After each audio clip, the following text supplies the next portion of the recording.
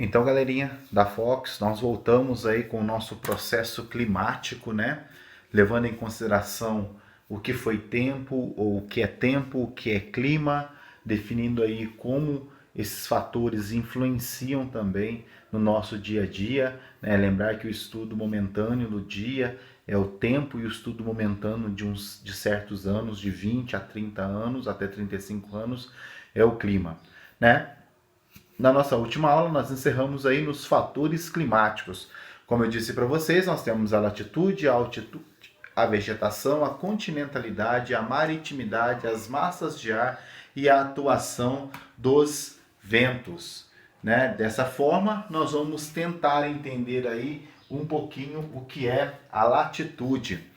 Cuidado, cuidado com a definição de latitude e altitude, tá? Eu não vou nem dizer longitude, mas latitude, altitude e altura, tá? Latitude, então, que é o que está aí no nosso no nosso data show, tá? Na nossa TV.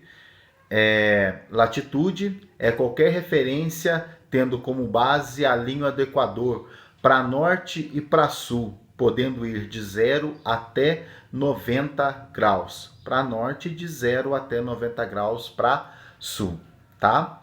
Altitude, ou o lugar em que você está em relação ao nível do mar, tá? Isso é altitude.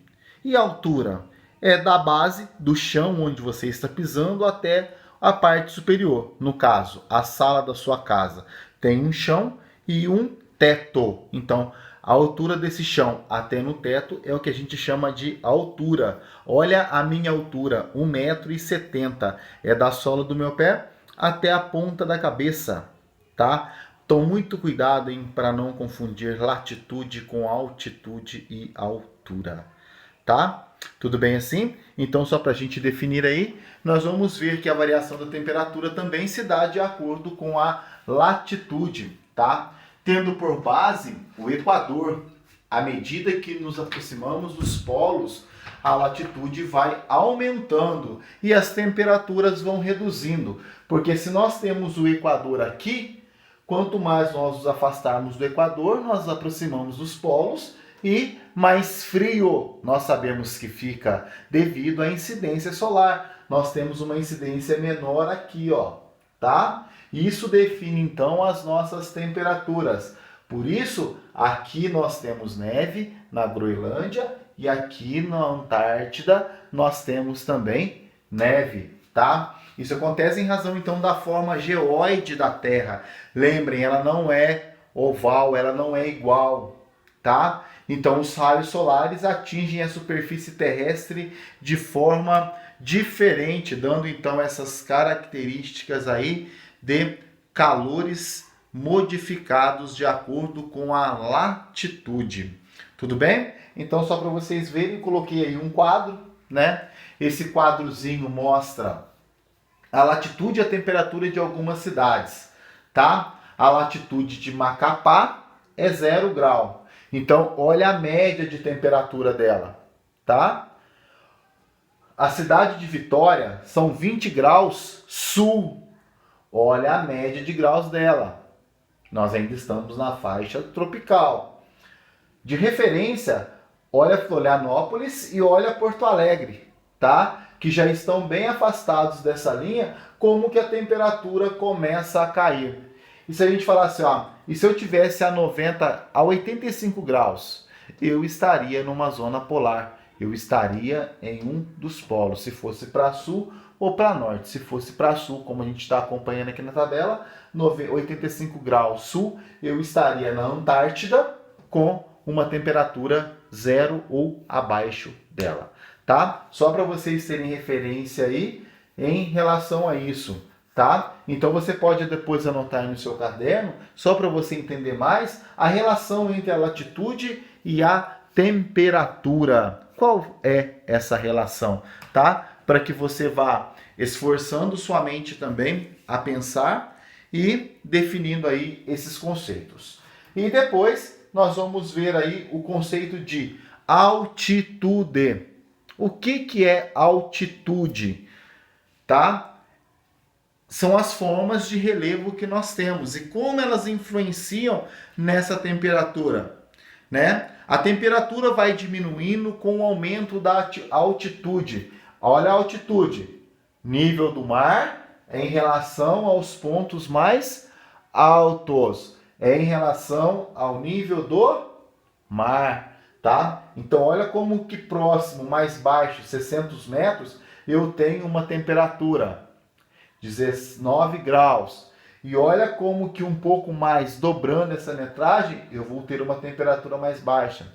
Por isso que a gente fala, nos lugares mais altos é mais frio, tá? Olha lá no Rio Grande do Sul, como chegou neve lá, mesmo, claro, com a influência também da massa de ar, tá? Então isso traz característica, essa altitude também, então ela vai trazer característica, é por isso que lugares situados em zonas intertropicais da Terra, mas com altitudes superiores a 5.000 metros, permanecem cobertos de neve, né? Cordilheira dos Andes, Monte Everest, tá? Então isso tudo dá característica aí ao processo de esfriamento. Por isso que as pessoas que vão até o Monte Everest precisam de caminhar devagarzinho, tá? Levar uma semana, 2 semanas para subir, para que a gente também vá absorvendo ali ou vá se adaptando ao frio e à ausência do oxigênio que vai reduzindo. Por isso que você não vai de uma vez. Eu vou ir no Monte Everest com 3 dias que eu consigo. Não, você não consegue, porque seu corpo precisa de adaptar.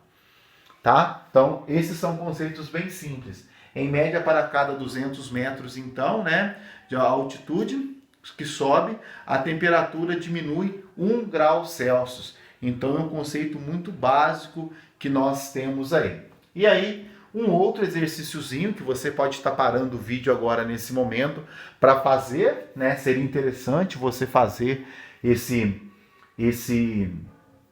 vídeo, esse exercício aí no seu caderno, para que você possa também ir aí lembrando. Então, o clima subtropical úmido no sul do país é caracterizado por invernos relativamente rigorosos, com ocorrência esporádica de precipitação de neve em determinadas áreas. Assinale a alternativa que apresenta os fatores climáticos que influenciaram a precipitação de neve em determinadas áreas do sul do país. E aí nós vamos ter...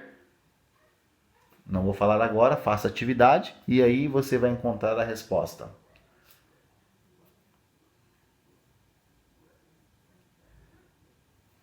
A resposta aqui seria a letra A, tá? Latitude, altitude e massas de ar. Tá? Reparem que no sul do Brasil choveu porque a massa que chegou, a massa de ar foi polar antártica. Tá? Um outro fator que vai influenciar muito na nossa questão aí do fator climático é a vegetação, que nada mais é que um regulador térmico. A vegetação impede a incidência total dos raios solares da superfície, por isso, com o desmatamento, há diminuição de chuvas, visto que a umidade diminui e a evapotranspiração, e a temperatura da região tende a aumentar. Por isso, nós falamos que o aquecimento global tem a ver com o desmatamento. Tá? Se a gente retira as árvores, a incidência solar ela é muito maior. Então, o efeito estufa tende a aumentar a sua temperatura. O aquecimento global tende a fazer com que essa estufa que deveria eleger a vida, cultivar a vida, ela começa a aquecer mais do que o necessário. E aí vai fazendo mal para algumas espécies. Tá? De forma simples, a pressão atmosférica e a altitude, como eles influenciam também? A pressão exercida pela atmosfera num determinado ponto e o peso do ar sobre a superfície. A variação da pressão atmosférica é causada pela altitude e pela temperatura. À medida que nós elevamos acima do nível do mar, o peso da atmosfera vai diminuindo. Quanto maior a altitude, menor será essa pressão atmosférica que aí que a gente vai ter. Então, olha como se dá esse conceito pressão atmosférica aí, tá? Olha como que a incidência dela vai sendo cada vez maior nos lugares mais baixos, como o próprio texto trouxe aí. Presta atenção, tá? Quer perceber isso? É quando você percebe que existe um aumento no nível do mar. Ah, Aquele tão famoso dito popular que você vê nos filmes de pescador. A maré está alta, a maré está baixa, tá? Olha como a atmosfera tem uma influência grande nesse conceito de marés. A Lua, quando está mais próxima do nosso planeta, ela exerce uma pressão sobre a nossa atmosfera. Essa pressão faz com que a nossa atmosfera se movimente ou até mesmo aproxime-se da Terra. Pessoal, é uma camada de ar que vai pressionar o ar que está aqui onde a gente está respirando, onde nós estamos vivendo. E aí o que acontece? Quando você pressiona, o que no nosso planeta que é móvel? Quando você coloca o dedo dentro de um copo d'água, o que acontece com essa água se o copo estiver cheio? Ele transborda, tá? Então a pressão atmosférica faz a mesma coisa. Essa influência da Lua então na atmosfera faz com que a maré suba, vamos dizer assim, tá? É essa pressão atmosférica sobre o oceano. Tá certo assim? Só para vocês entenderem aí um pouquinho desse conceito na atmosfera. E claro, algumas vezes nós vamos ter aí então o tão famoso aumento da temperatura. É quando a temperatura sobe demais e nós gostamos de dizer assim, ó, nossa, até na sombra está frio. E aí nós vamos tomar cerveja, vamos para as praias, vamos para os clubes ou simplesmente ralar debaixo do sol no emprego que a gente exerce, tá? Essas são formas simples aí de entender então parte também desse conceito atmosférico, né? Quando faz calor, o ar se expande e em consequência pesa menos. Então a tendência é que o ar quente suba. E como o ar frio é o inverso, né? O ar frio desce, ele se torna mais denso. Então, altas temperaturas provocam diminuição na pressão atmosférica, enquanto as baixas temperaturas, o ar pesa mais, causando aumento da pressão atmosférica. Altas temperaturas, baixa pressão. Baixas temperaturas, alta pressão. Uma coisa que é bem interessante é que a gente também vê falar muito aí dentro do que a gente conhece como a máxima e a mínima das temperaturas. Qual foi a diferença de temperaturas do nosso dia? Tá? E aí a gente dá um nome para isso, tá? Nós temos, me fugiu o nome,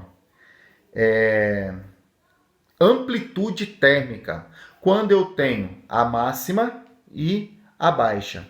A mínima, perdão, a máxima e a máxima. Eu tenho a diferença, então, dessas duas temperaturas, tá? E aí eu vou ter uma diferença mínima. Se o meu dia máximo fez 25 graus, o meu dia mínimo fez 19 graus, eu vou ter uma diferença de amplitude térmica de 6, tá? É o resultado final da máxima menos a mínima. Tudo bem assim?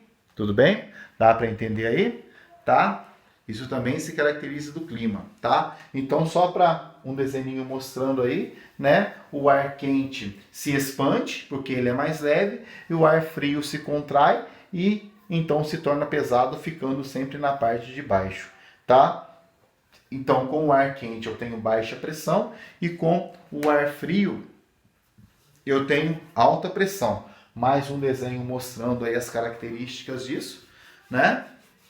Então, devido à diferença da pressão, o ar está sempre em movimento, deslocando-se das zonas de alta pressão fria para as zonas de baixa pressão quente. Ar frio desce e o ar quente sobe, tá? Isso tudo aí dentro desses fatores. Um outro fator importante que traz consigo também uma influência climática muito grande são os ventos. Os ventos são o quê? Movimentos que resultam no deslocamento de massas de ar. Olha a massa de ar que atingiu o Brasil na última quarta-feira e ficou até o final de semana. Reparem que no Rio Grande do Sul, na quarta-feira, já estava muito frio. Aqui no sul de Minas, começou a esfriar na sexta-feira, porque a massa de ar avança devagar sobre o continente, porque ela encontra também uma massa de ar quente. Então a massa de ar fria vai se encontrando com massas de ar quente. Uma precisa de ir dando espaço para outra ali, tá? Essas são formas bem interessantes a gente entender aí, tá? Ao deslocarem-se das altas para as baixas pressões, os ventos são desviados da sua trajetória. Chama-se este desvio do efeito de Coriolis. Se os ventos se deslocarem do hemisfério norte, sofrem um desvio para a direita. Se os ventos se deslocam do hemisfério sul, sofrem um desvio para a esquerda, tá? Fazendo assim com que se tenha esse conceito de mudanças de temperatura dentro da atuação dos ventos com a alta e a baixa pressão, tá? Então, o deslocamento do ar, o vento, se desloca das zonas de alta pressão, chamadas anticiclones, para as zonas de baixa pressão, chamadas de ciclones. Os ventos trazem consigo características dos lugares de onde vêm, tá? Assim podem ser quentes ou frios, sendo essas massas de ar de acordo com o lugar que ele está vindo, certo? Os ventos também podem ser diferenciados, né, em constantes como alísios ou contralísios, e os períodos como as monções e as brisas, também chamadas de ventos diários, constantes, alísios e contralísios. Os ventos alísios ocorrem durante todo o ano nas regiões tropicais e não são resultados da ascensão de massas de ar que convergem de zonas de alta pressão anticiclonais para zonas de baixa pressão ciclonais no Equador, formando um ciclo. São ventos úmidos, provocando chuvas nos locais onde convergem. Por essa razão, a zona equatorial é a zona mais úmida do planeta, tá? Essas são aí algumas das formas que vocês vão poder ver aí o movimento dos ventos. Olha como que os ventos se movimentam para todos os lugares do planeta, tá? Só para vocês verem aí, ó.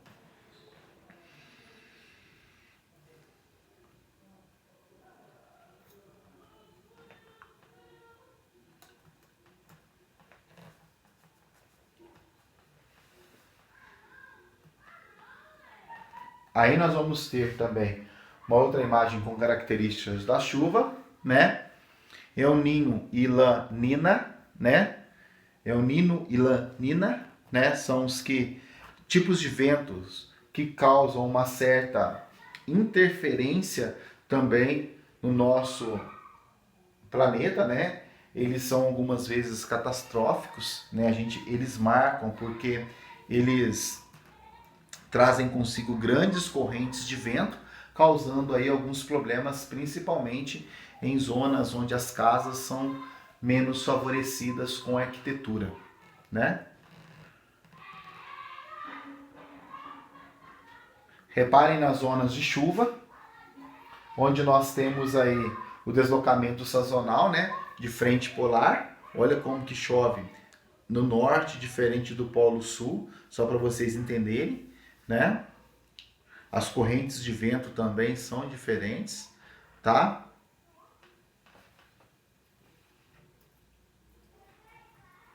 Os ventos ocorrem no sul e sudeste da Ásia, que influenciado pelo vento monsônico, tá?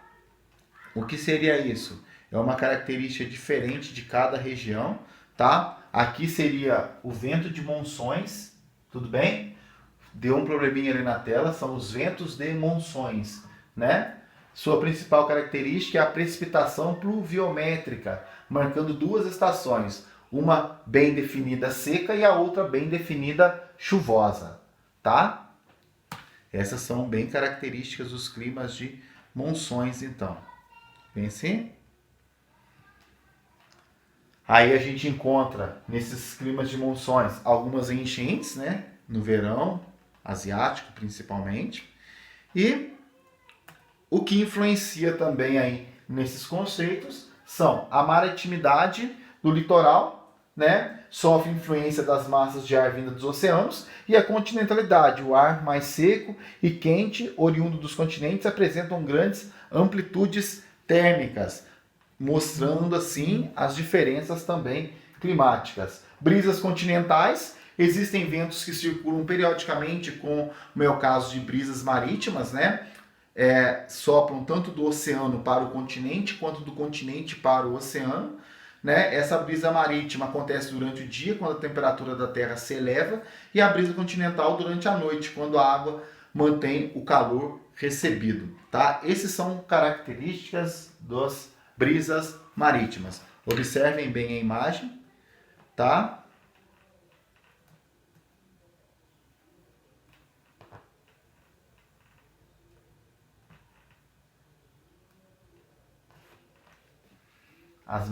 As brisas.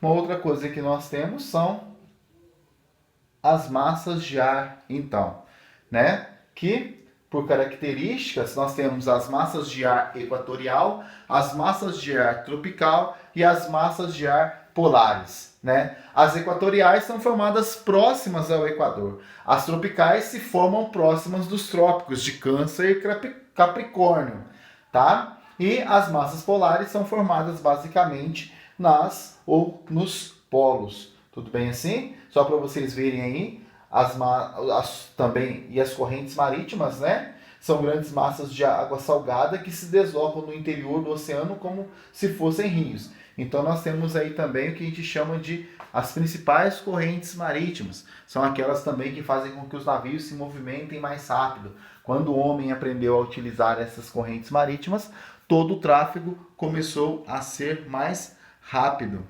tá? Por isso, hoje nós temos uma velocidade, uma praticidade aí nesse meio. Tudo bem? Na semana que vem nós trazemos o exercício e uma boa semana de aula para todos. Forte abraço!